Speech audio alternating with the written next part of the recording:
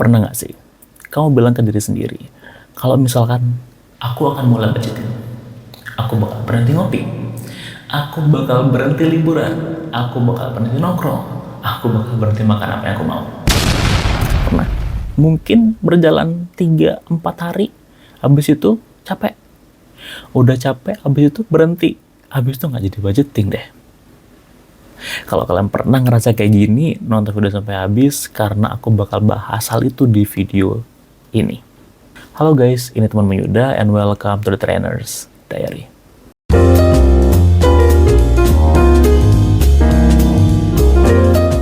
Banyak banget orang yang ngira kalau sebenarnya makin ketat budgeting semakin bagus.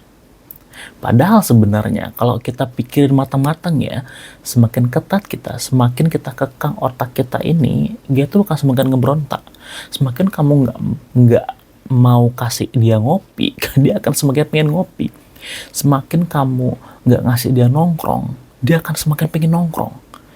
Yang pada akhirnya, ternyata akhirnya nongkrong juga, dan makin banyak nongkrongnya, makin banyak ngopinya, makin banyak kamu belanja hal-hal yang kamu nggak perlu. Karena otak kita ngerasa kayak, aduh capek, harus dilawan. Mungkin sebenarnya yang salah itu di sini bukanlah niatmu dan disiplinmu ya, tapi ini salah dari sistem yang kamu pakai mungkin. Jadi sebenarnya ada sebuah konsep gitu yang menunjukkan kenapa hal yang terjadi gitu. Ada sebuah konsep yang namanya all or nothing thinking. Sebuah konsep yang sebenarnya itu ditemukan di diet-diet ketat. Jadi kayak hitam putih gitu. Semakin ketat dia diet, semakin nanti dia sekali ngelanggar kebablasan. Sama kayak polanya di keuangan. Kalau kita pola psikologis yang sama aja kayak di keuangan gitu.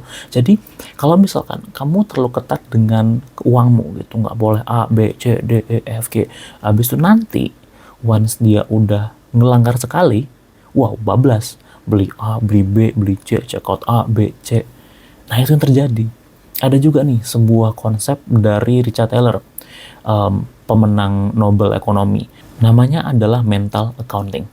Nah, di mental accounting ini disebutkan bahwa sebenarnya otak kita itu udah membagi rekening-rekening untuk uang kita di kepalanya kita ini.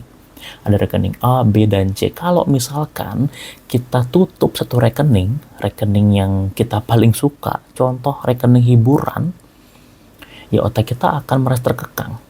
Dan dia akan ngeberontak, dia akan mencari kompensasi. Jadi once udah dilonggarin, ya dia bakal bener-bener push semuanya. Bener-bener dibeli A, B, C-nya. Karena sebelumnya nggak bisa dibeli. Once dilepasnya dibeli semuanya. Itulah yang bikin sebenarnya bukan dari niatnya kita, tapi emang sistem yang kita lakuin udah salah di awal gitu. Dan di sini aku juga mulai sadar gitu, dengan sebenarnya budgeting itu bukan kita mengekang uang kita, bukan kita mengecilkan hidup kita, tapi gimana kita sadar dan memperbesar ruang di kehidupan kita. Wah, gimana tuh maksudnya? Jadi kalau kamu suka ngopi, ya jangan di stop kopinya, dianggarin aja. Nggak usah sering-sering banget, secukupnya. Habis itu kalau kamu suka nongkrong, boleh nggak nongkrong? Boleh. Jangan di stop, nongkrong aja, tapi dianggarin. Kamu mau check out, boleh nggak? Boleh. Tapi dianggarin, sama, semua begitu. Jadi emang budgeting itu, kayak aku bilang tadi, bukan mengecilkan hidup kita, tapi apa?